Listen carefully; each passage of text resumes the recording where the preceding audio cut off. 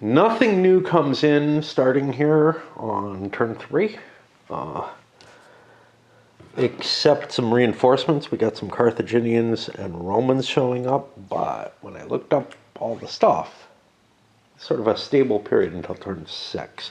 When I looked up all the stuff, I noticed something interesting, which is when we get to turn 4, and I know I've done this before, that's when the forts start being built. And I looked on the back side, and yeah, that's the truth of it. I looked on the backside before, but I just skim things when I'm looking for rolls, and yeah, sometimes it means I miss something, so that's there. And somebody might catch that, whatever. Not a lot to go forward with here. This is a victory point turn for most of the nations. They're going to be collecting points for various things that are not, just on their turn type of things. These are going to be at the end of the entire turn. You want to be sitting on certain locations. This is a problematic situation, for whoever's going early in the turn. Using tiddlywinks to mark down places of extreme interest. So for the Carthaginians, what I see here is, wow, they really want to go north, and it looks like the Romans have kind of sealed things off there. Fighting real hard for 2-point areas when there's 1-point areas that are the southern Spain, and I can have a point back here that's kind of hard to get to and kind of painful for most people. Might be worthwhile for me to move more into that southern Spain area and take a more defensive position rather than this area is pointless. This stuff over here is not worth extra points. So,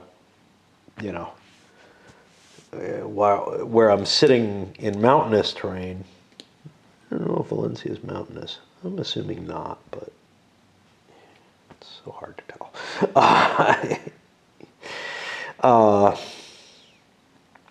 Yeah, where I'm sitting in mountainous terrain, it might be worth defending stuff just because on turn 5, I get 2 points per area. So if I can keep, my army alive, that's for the best.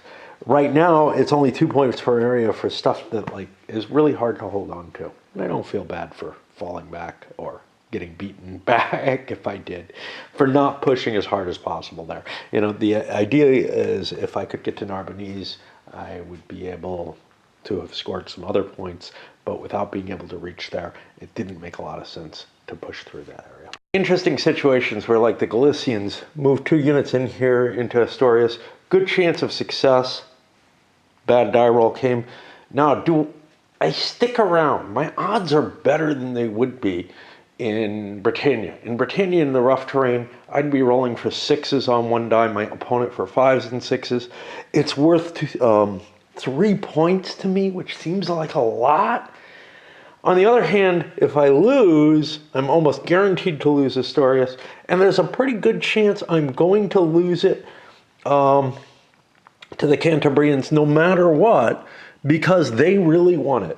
So I'm going to do the Britannia standard and fall back to my most important place and not try to hold it. But you can see the temptation because of the points and the odds being a little better, making things, a little different decision making, where it's well, maybe I can squeeze out a few more points out of my Galicians. Maybe I get lucky. Maybe the Cantabrians don't attack me. Well, they will.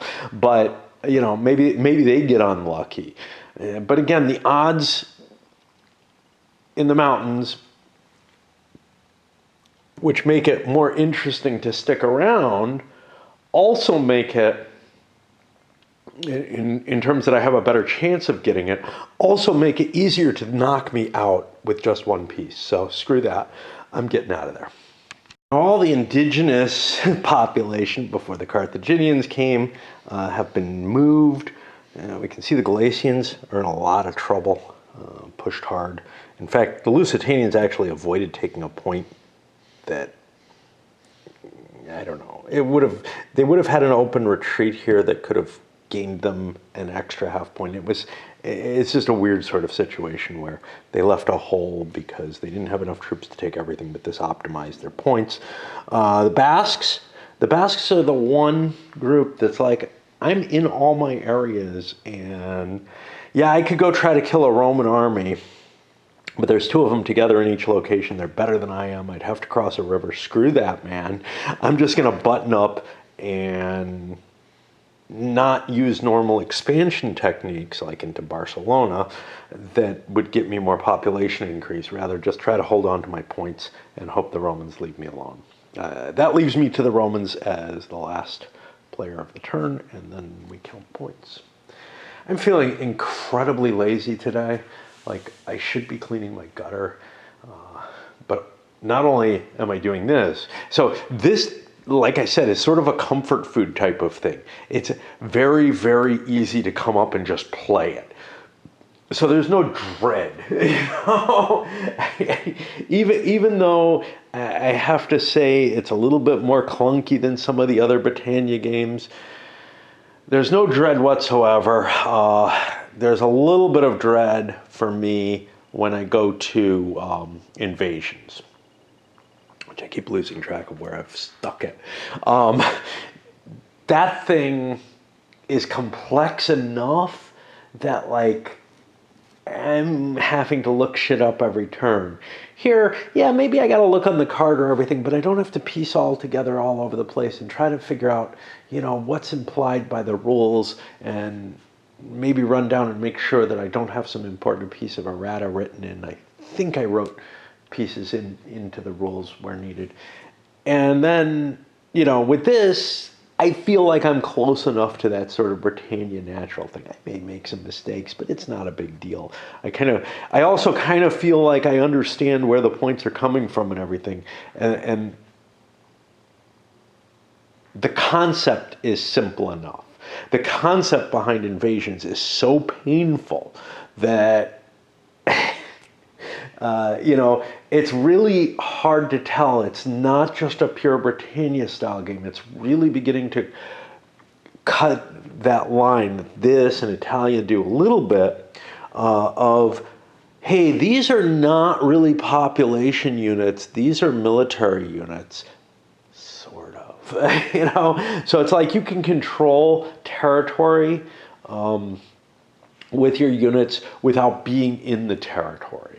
If you're an empire or a kingdom, and there's just weird stuff like that it's like there's assumed populations underneath these counters that change the way the game works. They are a different model, and I feel like a number of those concessions just don't work. Like, they don't work in the Britannia concept. The Britannia concept is very, very simplistic, and it should be. That's where the comfort food part comes from.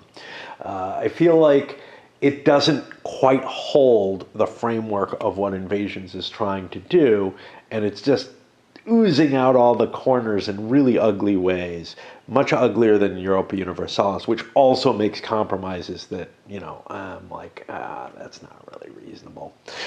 La Grande Guerre does not, for, just looking at that one designer, who is not the designer of Hispania.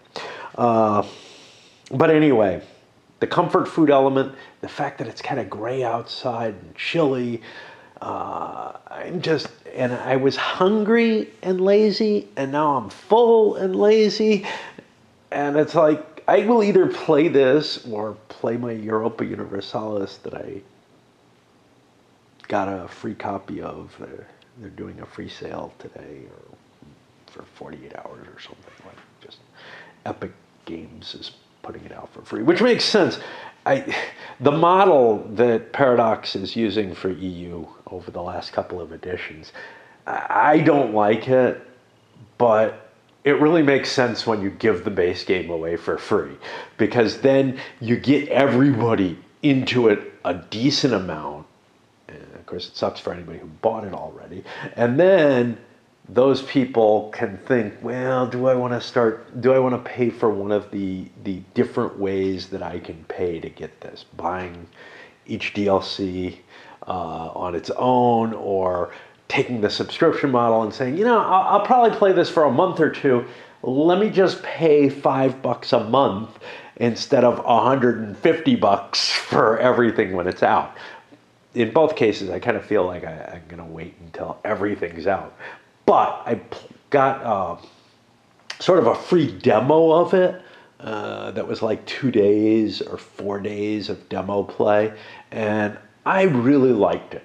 It was it's not like the old EU2 or whatever, which I used to love, but when I tried to get back into it after playing EU4, I was like, oh boy, this is really hard to see what's going on and everything. I really have to zoom in more than I like to and pay more attention to stuff than I like to. I felt like this was giving a much lighter kind of experience, which isn't very EU-ish in some ways, but it's like, and maybe actually it's EU3. I got a copy of it. I don't know.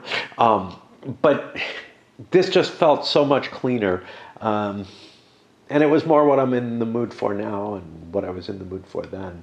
I just couldn't make that transition to that, more focused paying attention to the game. And we went on a serious tangent for no good reason. Quick view of what the Romans are up to, grabbing all their point areas that they can. We got a couple of battles to take care of, but we'll come back after I score. Because it's been a while since I've done, less than a year, since I've done a Britannia style game, I'll do the scoring for a nation. We take a look at Carthage, and then I'll just come back with what we got.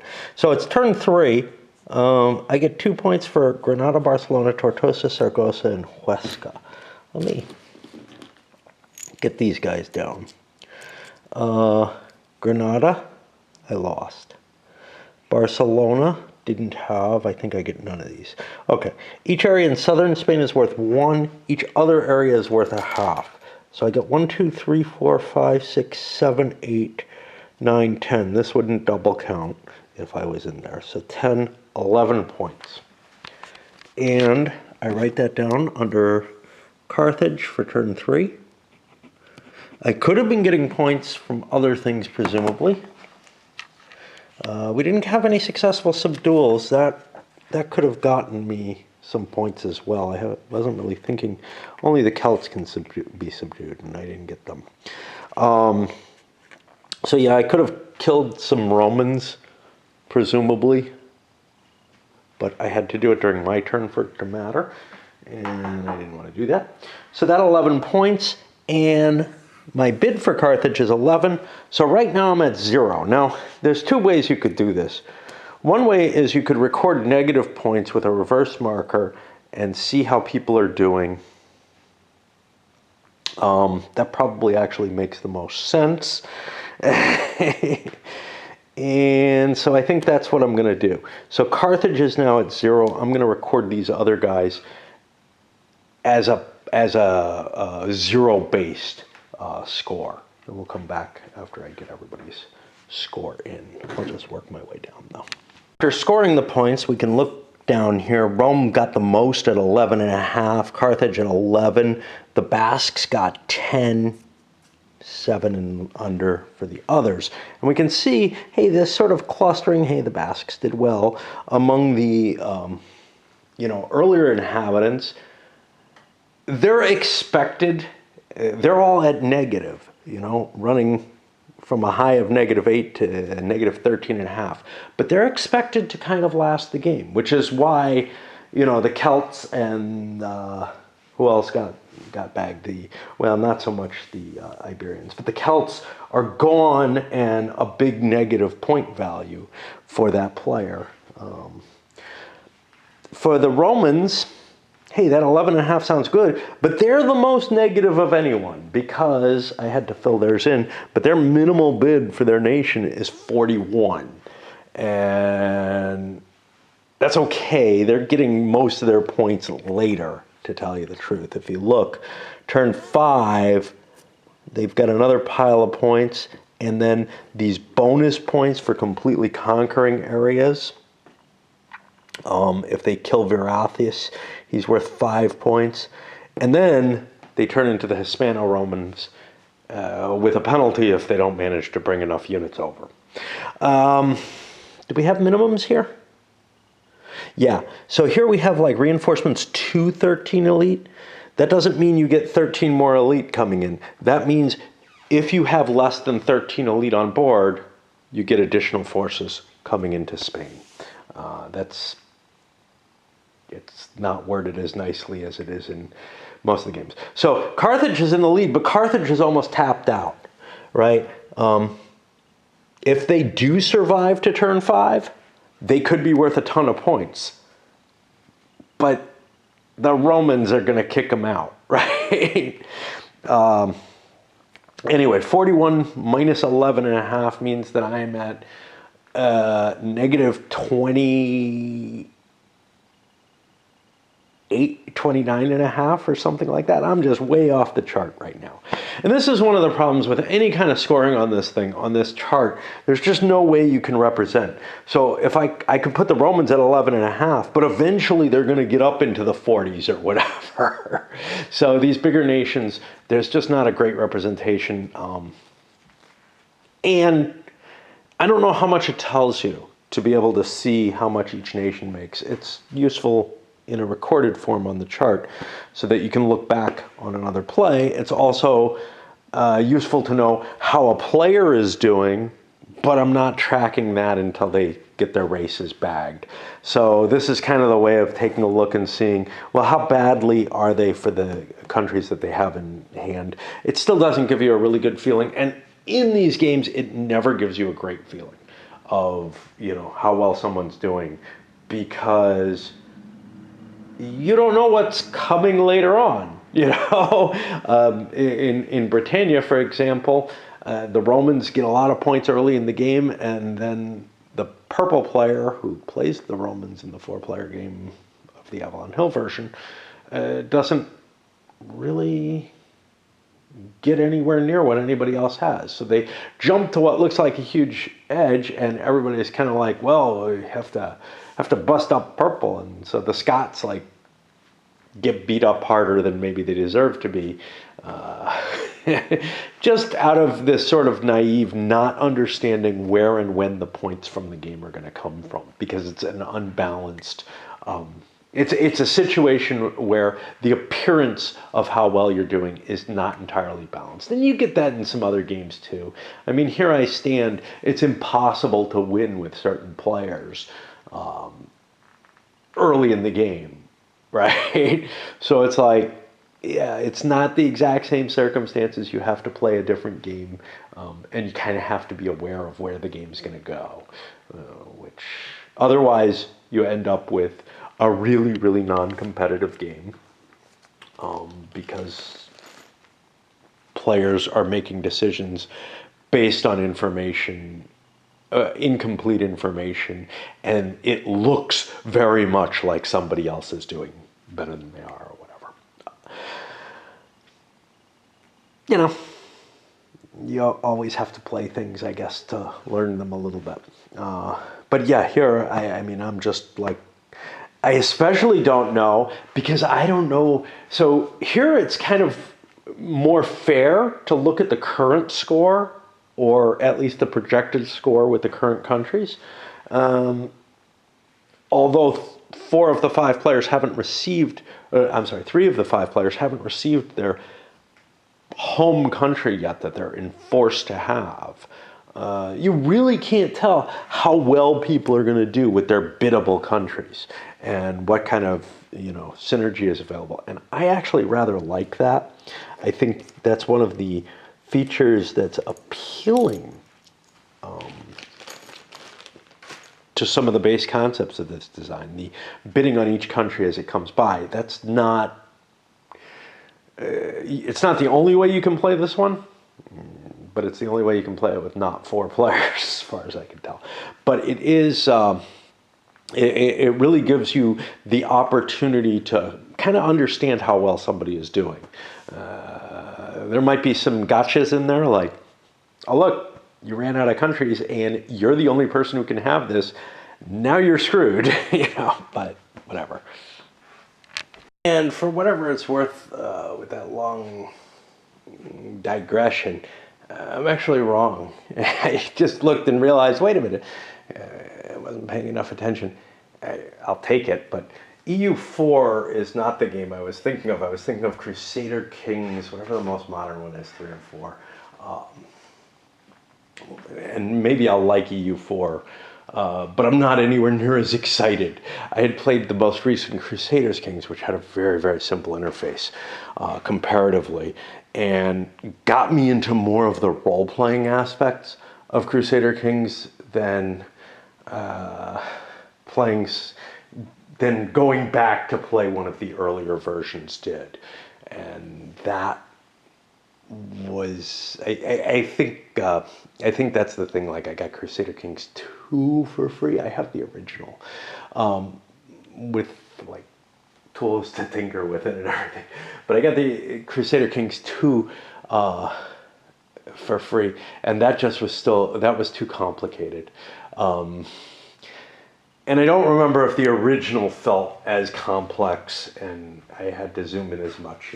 Maybe my eyes and brain are not in the shape they were in.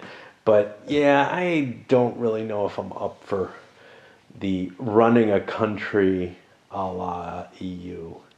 And I may just uninstall it and let it sit on the back burner.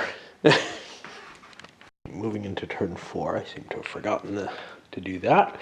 The only thing that's going to be happening in terms of reinforcements, the Romans are getting 14 more elites that they can put in Narbonese or at sea. They don't have enough yet, so I can't really have them set up. I hope I remember to count the units, because if they take any losses, they go last in the turn order.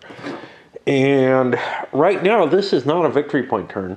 Somebody like Carthage, who doesn't get production, their goal is kind of just to save and put themselves in places where they want to be, but they don't really care where they are. They just want to be spread out, able to spread out quickly on turn 5. Of course, they go first, which kind of sucks. Rome is probably the most interesting in terms of wanting to get stuff. First of all, I'm going to start getting my forts at this point. Was something I screwed up before. I'm most interested in southern and eastern Spain, but I want everything. And when I get complete selections, I get extra points. So it's something, I don't know what they mean by leader blue. Blue, I think that's an artifact of like an earlier version, because blue is not how you identify anything. It's teardrop, but whatever. And the color of the nation is yellow, but colors don't matter. And none of that matters because we're playing the bidding thing. So, all right. That chart's a little weird here. This is what the Carthaginians are doing. They also get points for killing elites, so I'm going after one that was left alone that I could reach. But I looked at the combat chart and I forgot there are some weird things here. So their infantry attacking elites, they hit on an 8 to 10. That seems normal. But the elites defending only hit on a 7 through 10. So, get a darker die. It's a little different than maybe you'd think. And I'll just roll this. No hits anywhere. How do the Romans feel about this? I think they have mixed feelings. I think they will flee to Granada. There's no real reason. The question is whether they want to preserve force or not.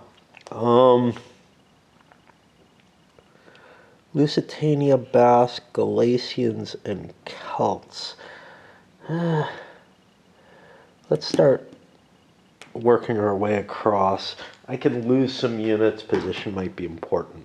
And I'll continue with the other attacks that the Carthaginians are making. They're going to try to wipe units out to hurt other players more than anything else. They don't have any points that are coming from this, but sometimes it's good to just be dicky. The danger, of course, is they could perhaps defend themselves better, but I like being a dick. Cantabrians, and they're also kind of dicky. Kill off some Lusitanians. We're down to 1 space with the Lusitanians. They can submit to the Romans if they get attacked by them, which would be very cool for the Romans, but they're pretty far away. Do have the major invasion coming this turn.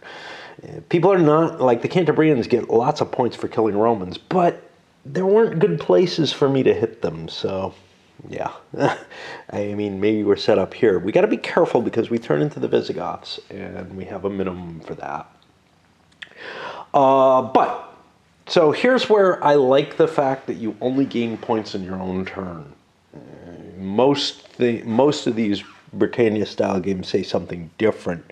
So especially for leaders, where you can kill them in somebody else's turn, but most of them allow you to like kill enemy units and get points for it in other people's turns.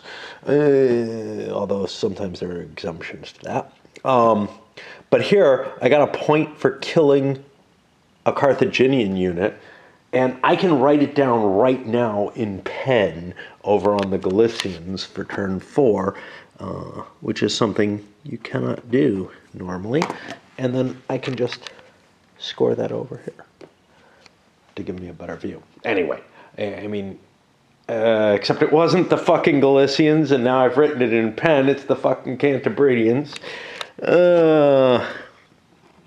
All right, well, the Galicians went at least, so we'll give them a 0 there. And we'll give the Cantabrians the 1 point. I did mark the right unit, I think. Probably not.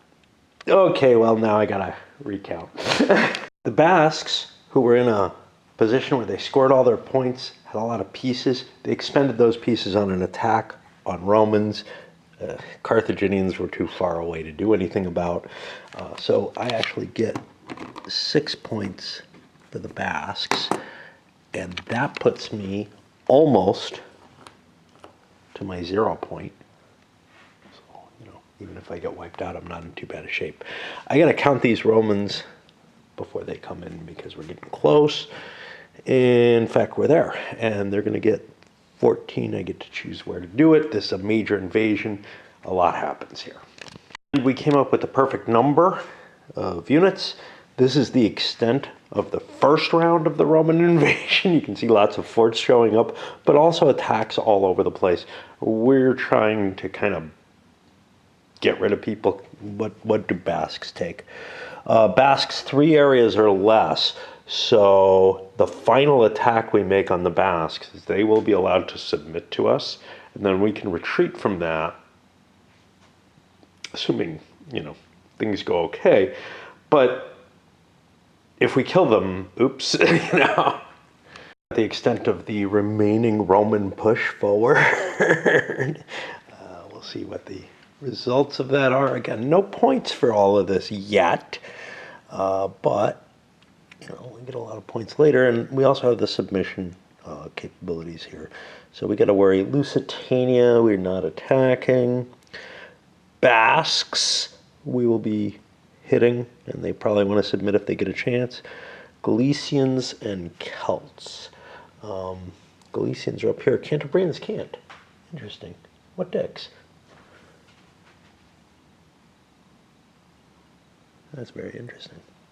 I would have assumed that they would be submittable because they're kind of necessary. They're the ones that convert, and they could be wiped out very easily.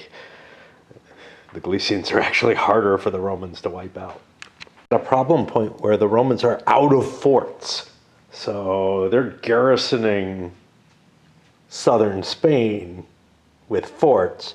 This works out pretty well because the front edge of the army is going to be dealing with the stuff that can be fought. But it means I don't get a fort in Lusitania. If I want to score points for all of central Spain or whatever, I have to leave an army there, and that's something of a cost.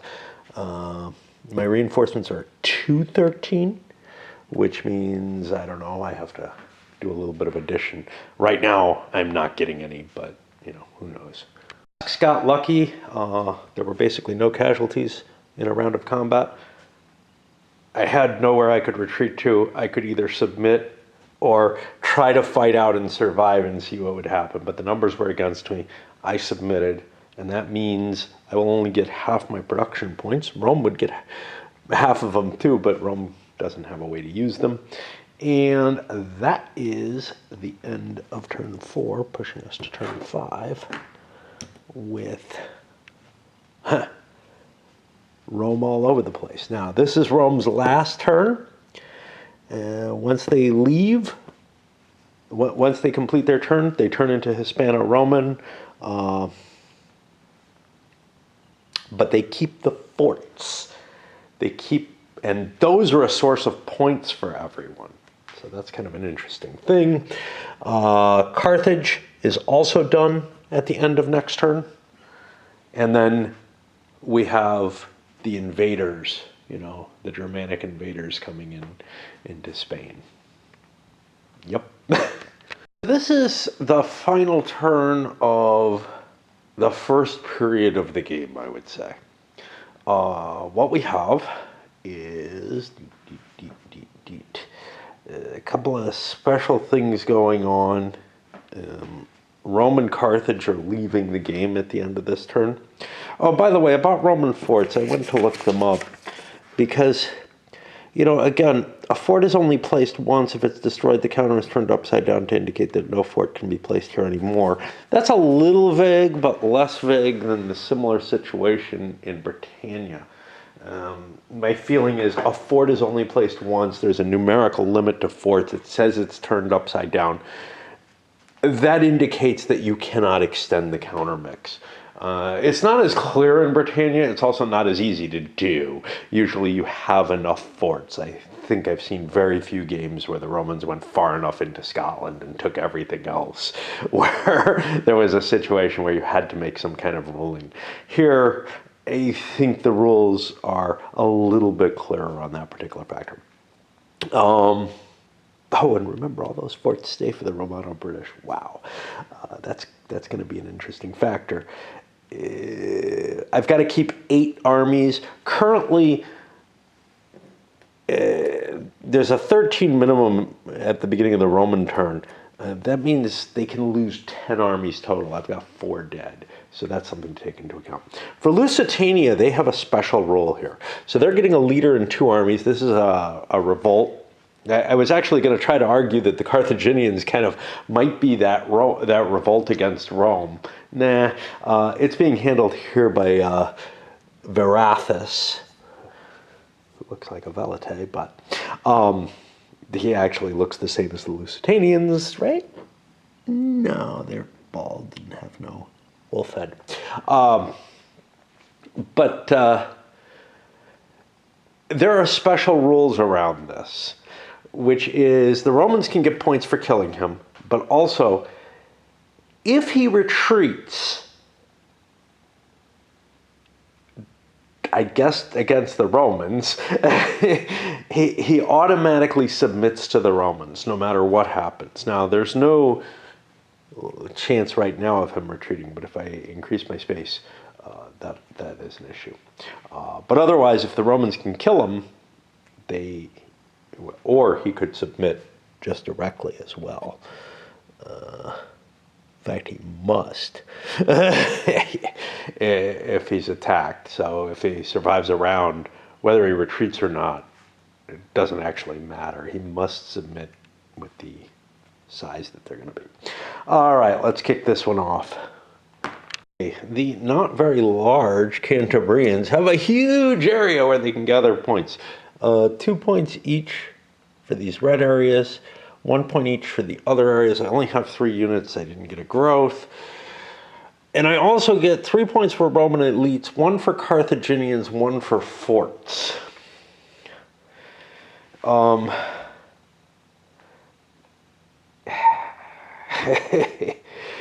don't see a whole hell of a lot to gain, but I think my best points is a shot at this, even though it spreads me out.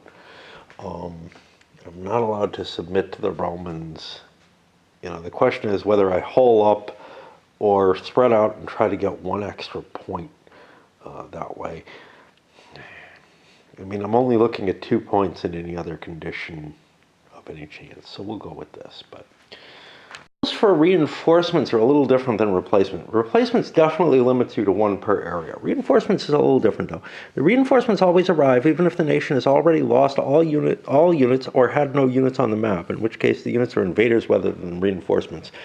Well, it doesn't, if I had lost these, it doesn't tell me where I show up, at least there.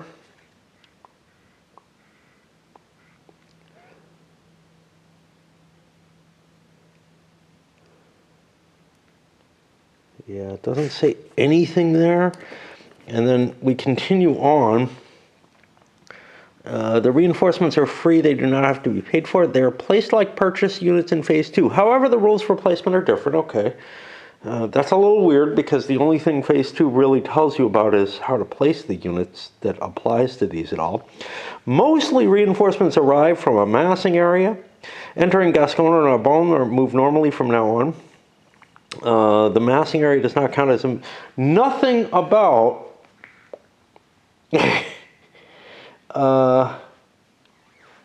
nothing about this situation where I almost feel like I should only be allowed to put 1 unit, but, and let's see if we have,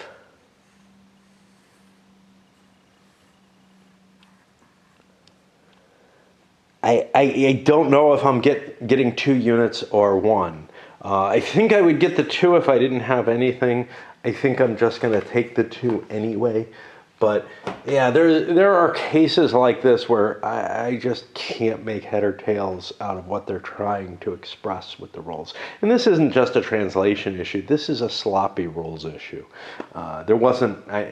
I've looked at other AWE rules in French and looked at the translation, and yeah, they're pretty bad to start with in general. They just did not go through the kind of editing. Anyhow, Lusitania is not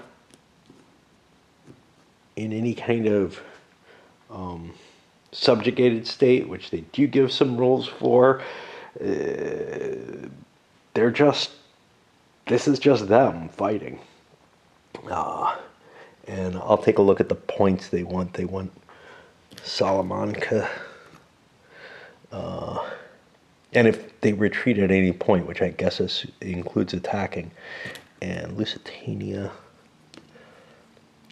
well, I'll play, I don't know, Alcantara, Lisbon, Porto.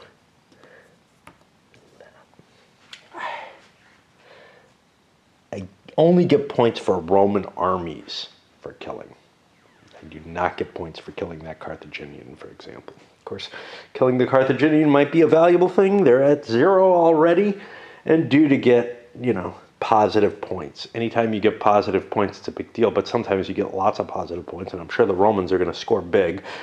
They did last game, and it looks like they're pretty damn potent here. Indians end up getting bagged. That gives 0 points for Carthage in turn 5, and this is the end of Carthage. 11-11, which means we netted 0, and so I don't have to add anything, and I just bag them and move on. And the Lusitanians lost a unit, which is going to cause problems. I had the choice of not sending the leader in, and I could have stayed here where I would have been better defended, but I wanted to improve my chances of getting that extra point or whatever. And now all my points may be halved because the Romans are going to force me to submit. Basques are submitted. So while they would normally produce 2, they're only going to produce 1, which won't give them any troops. And remember, they only get half points this turn. The biggest thing is to remain in survival. I don't think anybody's going to kill me other than the Romans, so I'm okay. The Romans get to count me for full points. I get to count half points. And then when the Romans go away, I'm no longer submitted and I'm back in the game. And I don't think the Basques turn into anything. They're a full game. They stay in for the full game if they can survive. The Romans, there's not a whole hell of a lot I can do. They don't have naval superiority, so I have to kind of limp my way out, and that isn't going to really help. I have everything except northern Spain. Now, northern Spain is not worth anything to me, except for 0.5 points per area. Vitellius is worth +5 points, and forcing things to submit is just good.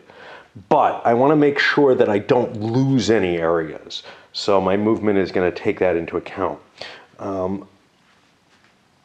In the base game, well, in the 4-player variant, if you want to call it that, because for the most part, most of the scenarios that you can possibly play kind of require you to put bidding in. But in the 4-player variants, where you don't use bidding, which is, you know, I know I'm getting to be the Romano-British. I would look up the Romano-British and see how they're going to be. But I honestly don't care. I just care about maximizing my Roman points, and within that, and making sure I give enough counters over. And within that, whatever, you know, that's going to determine how valuable a bid the Romano-British are. They might be quite valuable looking at this point, though. Of course, the more you bid, the less points you get off them. This is where the Romans have gone. They're not going to capture every area. Galicia is not available to me. But other than that, I couldn't reach it. I mean, I might have been able to. I could have shot something up through here, and who knows. But that would only be 1 unit, so whatever. I tilt things to indicate that I moved them or made a decision that they're going to stay there without moving because it's necessary. In most cases, I moved them.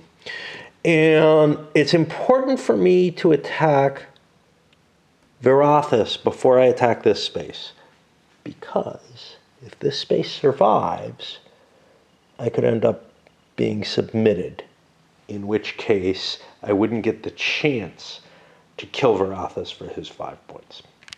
It's killed, so it's not an auto-submit, but I was able to force them to submit here, so I'll get points for that.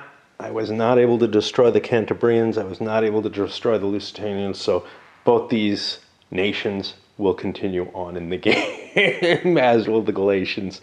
Carthage is gone.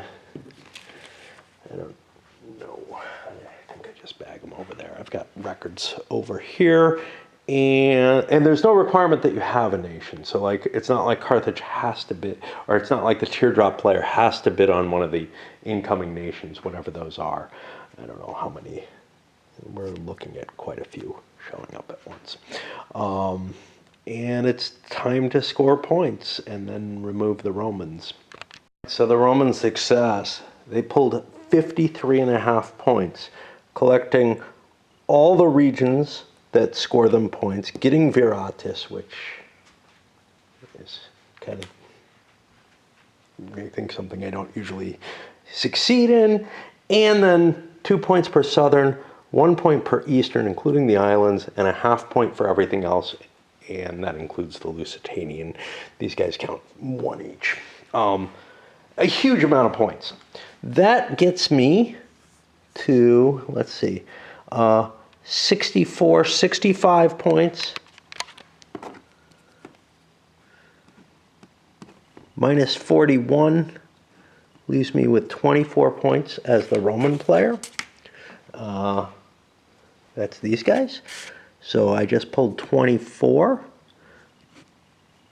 And so that puts me to 18. A positive score, which is impressive. And I never got to use this. Even on this turn, it went from negative too much to positive too much. Again, I don't know how much those counters are really useful. That is the end of turn 5. But unlike the last video, we're definitely going to go to the setup on this one because we have nations disappearing here. We played enough for a video anyway. All right. I was thinking, wow, end because this is, you know, switch videos because this is the end of the Roman era, basically. Carthage than Rome. Well, now we're moving into the invasions era where Rome's gotten out of the area. But what we need to do here is to go through the bidding again. And there's a bunch of nations available. There's the Hispano-Roman, which they don't get replaced yet. They get replaced after the bid is won. So the player who controls the bidding gets to choose which 8 Roman armies he's going to keep. And, you know, obviously that's better than letting the Roman pick them because, I don't know, it just feels kind of meta. It's bad enough he got to just deploy the way he did. Then we have the Vandals coming in with a triple move. Triple move is not a major invasion. What it means is the leader gets to move his stack with stuff. And I don't see a leader there. It's usually with a leader. Yeah, we get Gisrich. The Alain come in with a leader and a major invasion. With some special rules maybe. The Sueve come in with a major invasion with Heinrich. Yeah, poor Spain. You know, normally you're used to kind of the Britannia situation where Rome collapses. There's maybe one major invasion, but for the most part, it's just kind of this picking away. And then the Visigoths are also going to come. Now, I believe they're converted. The Visigoth, I thought somebody turns into them. Transformed into the Visigoth after turn 8. The Cantabrians stick around for a while. What about limitations on any of these? Hispano-Rome can't be. Okay, the Alains cannot be the Visigoths. The Sueve cannot be the Galatians or the Lusitanians. And the Visigoths can't be a number of things, but they're not in play. The Hispano-Roman can't be the Byzantines, which feels a little weird. It's like, you would think that the Byzantine presence would actually be viewed as a positive by like the Roman remnants, but I don't know enough about that part of Justinian's advances. What's kind of weird coming up, so everything's been in order on this chart, and then we go, the Byzantines come in on turn 9, the Umayyad on turn 11, oh look, the Franks come in on turn 9, and things get kind of scrambled after that, which makes life a little bit more difficult. I also don't know what the Badajoz 1113 thing is. Guess we'll have to figure that out at some point. All right, I'll do the auctions and trying to figure out, hey, from here, from any knowledge that I have, like Visigoths are bad. Well, somebody is actually stuck with them, right? We already have that bid. That's over here because that's a primary nation. After we do the bidding, we may send this up because it gets complicated. So here are the forces that are coming in with the invasions. The Visigoths, I think, are not an invasion. No, they're just troops coming on. And they come latest, so they have kind of the pick off the weak opportunity available to them, which is kind of cool. So, in addition to, hey, these guys are no longer submitted. Rome is gone. In addition to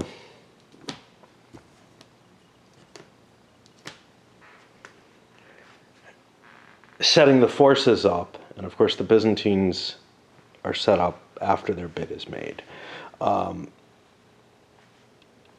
There's another little weirdness here, which is some of these nations, well, all these new nations do not get income. Let me check the Visigoths when they start getting income.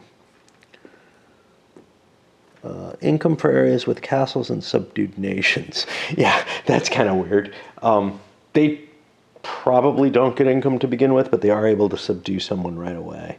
So they could subdue Lusitania or Sueve, Basque or Hispano-Romans, Galicians. Yeah, the Visigoths are weird because they can't build castles. They get them for free. And they can't collect income normally. And this is probably part of why they have problems in the game. And maybe there's something I've been missing, either rules-wise or strategy-wise, to make them operate a little better. If they got income, they would work really well. They also don't last all that long. They turn into Castile, which is a different player. But they're a high amount of points, and they may produce a decent amount of points. We'll see. Where are we? So the Visigoths get weird income. The Vandals never get income, and all these others get income only after they've been around for a while. That includes the Romano-British. They get no income on the first turn, which maybe makes sense. Have I gotten rid of people who aren't here anymore? I think so. Okay. And now to the bidding and the guesstimates, and I got no idea. This is what's interesting. If you look at the Hispano-Romans, they have a minimum bid of 8. No, they have a minimum value of 8. That means their minimum bid is 3. Now, obviously, they could be really, really hosed, I guess, if somehow you stop the Romans. That didn't happen here. I don't think that's likely. If I look at their points, they produce what look like some decent points in places that maybe are not too horrible. Now, this is why they're against the Byzantines, is because they want to be in areas where the Byzantines want to be. I look at the last bid for them, and it's not trivial to trace here, because my line was worse, I think, and I did these dark. I think there was a 13 bid. Maybe there was a 7 and they only got 5.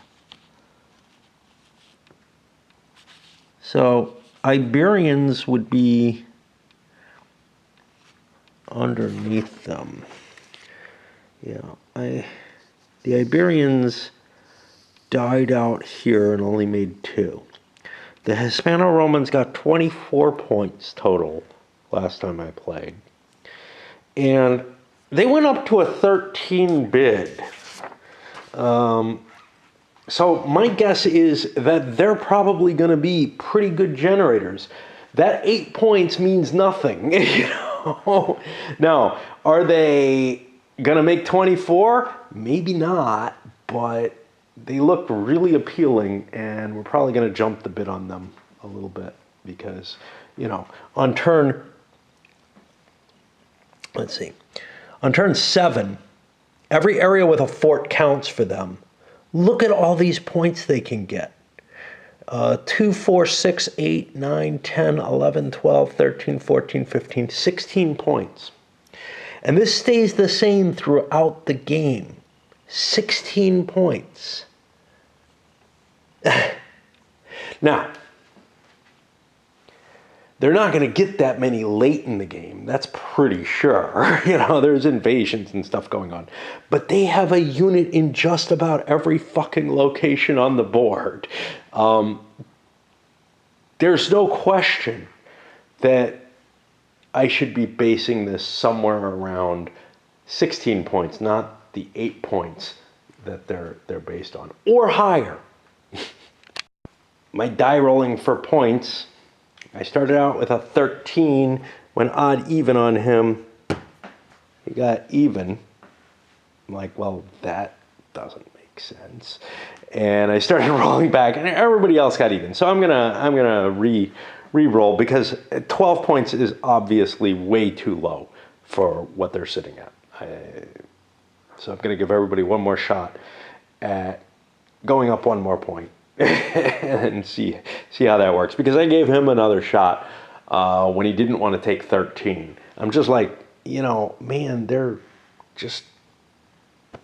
clearly worth more than that. So I'll give everyone else another shot, except for the Visigoths. And the reason for that is that the Visigoths have particular reasons. Well, yeah, I'm already aligned with something that wants to destroy Romano-British. and I probably can't get as many points. So I'm a little iffier on their capabilities. So we'll run through some more. Oh, the Visigoths are over there. Yeah, so the Romans will go to 13. And I'll mark that there. And we'll just see 14. Yeah, this is a lot better. Like, everybody's already denied it, but 15. Now we're getting numbers. All right, I'll come back with a report because this is no fun. Okay, maybe the Visigoths should have bid on the Romano-British. I don't know. It doesn't really help. Because the Vandals are next. Well, the Vandals are a shitty situation. I look at them, and last time they bid the minimum of 15. They got 12.5 points. I look at what they do.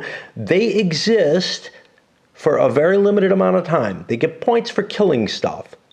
That is interesting. Plus 1 point for each unit that reaches Africa. Okay.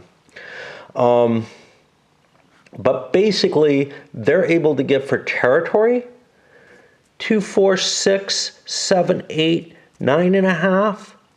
2, 3, 4, 5, 6. 21.5. That is their maximum that they can get on turn 9. And they disappear after turn 9. So unless they have lots of extra units going to Africa, they're probably not going to get much above that. So, you know, that 21 doesn't seem so much like an average as a high end for them. They're probably not terrible, but there's a possibility that, like, these Visigoth players are going to get stuck with them because nobody will bid the 15 who wants them. We'll see. I don't think the 15's terrible. Well, wait, what did I say again? They lost points last time. Like, I mean, that's the thing is, yeah, they got 12.5, which seems pretty reasonable. 15 probably maybe is the average, maybe not. I don't know. But nobody's going to be too in favor of grabbing them because they take a slot. You know, and it's early enough in the game that nobody needs to get their slots filled out yet. I don't know. The dice, the curse of using dice for decision making. They bid on them. These guys jumped in and said, you know, yeah, I'm willing to go to 16. Well, whatever. Whatever. Probably won't make it. Probably is wasting a slot. They've pulled, you know, this is their third nation. So I don't know. But the Alain are a little different. So first thing is, last time I played, the Alain got 33 points. Their base bid is 30, so hey, that's pretty much on spot. But only 25 was gotten for them. And they also have a very short period of time, but make a lot more points. So 9, 10, 11, 12, 13, 14, 15, 16, 17, 18, 19, 20, 21, 22, 23, 24, 25. And they could actually get double that. And they get kill points. They're more appealing. But again, I don't know that I'm terribly interested in, you know, I don't know that I'm going to be able to beat that 30. Also, the Visigoths are forbidden from playing them. For whatever reason, the Alain went to somebody who's just collecting up way too many of these. That's going to be a problem. But, you know, the dice make me make decisions. So, whatever. That leaves me just one left, the Sueve. The Sueve's base is 19. They cannot be played by the Lusitanian or Galatian player.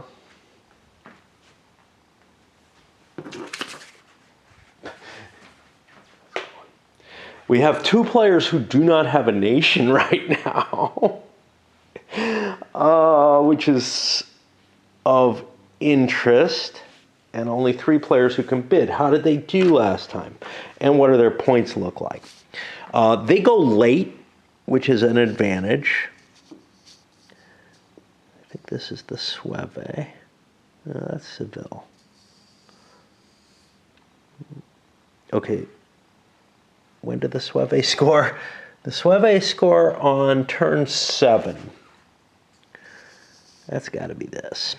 It looks like they pulled some decent points in, but that 9 bid doesn't make sense. Sueve, 19, eh? I should be. That's that. Should be 29 and a half. Aha. There it is.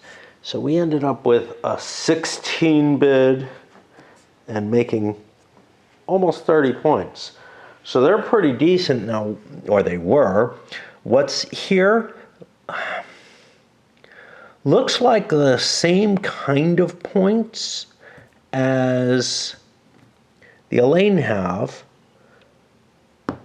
without the kills, a risk to the Visigoths, and they last longer. They last out to turn 13, but they have a potential penalty because they go into Leon.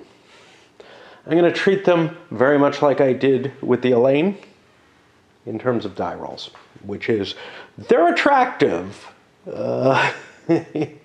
probably able to make more points than they're recorded at. I lost in my die rolls, and I may have cheated. They may have been over here. We got too many people grabbing too many of the nations, which it just causes disruption in the game. And I wasn't sure where my die rolls landed. So they ended up going for only 17 to the Romans. You know, it's not a ridiculous thing. There's risk in holding them.